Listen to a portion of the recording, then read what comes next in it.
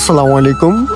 আমি চমনি থেকে যখন রওনা দিই সোনাপুরের উদ্দেশ্যে, তখন দেখি যে 1/1 রোড তো তার পাশে একটা দুর্ঘটনা হয়েছে না কি হয়েছে সেটা তো আর জানি না।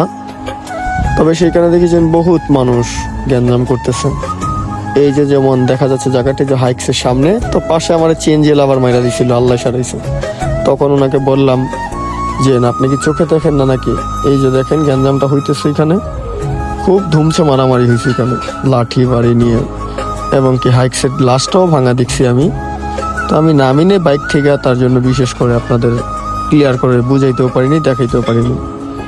তো আমার পিছনে ছিল আবার শাহজাদ ভাই। তো তখন সে আমাকে বলতেছে যাওগা, হাইক সালামাইন লাগছে প্রাইভেট কাটালারা, তাতে আমাদের কি।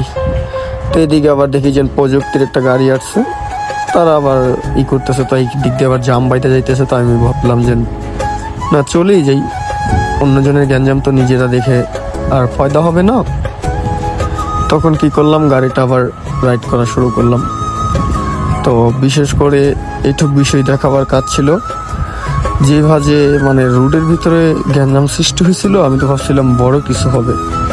তো হুট করে যখন আবার চেঞ্জিয়াল আমাকে মেরে দিতে চাইলো, তখন আবার নিজে একটু আতঙ্ক ছিলাম। তো ভাবলাম যে এইভাবে ভাই গাড়ি চালানোটা উচিত না, আপনি মাইট দেখতে হলে রাস্তার এক পাশে ছুলু করেন করে তখন দেখেন। তো তিনি বলছে হ্যাঁ ভাই ঠিক আছে, তার জন্য সরি। তার কথা বলিনি, আমিও গ্যাঞ্জামটা দেখছি। তো বিশেষ করে আমরা যারা রাইড করি, গাড়ি চালাই, তারা নিজেরা সেফটি থাকবেন। হুট করে সিএনজি অটো এর ভিতরে এই বিভিন্ন গাড়ি আমাদের কি করে জানেন, চাপ দিয়ে দেয়।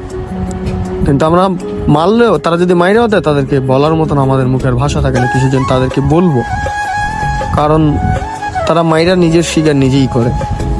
তো বিশেষ করে কথা এতটুকুই রইলো ভাই। আল্লাহ হাফেজ, পরবর্তী ভিডিওতে আবার দেখা যাবে।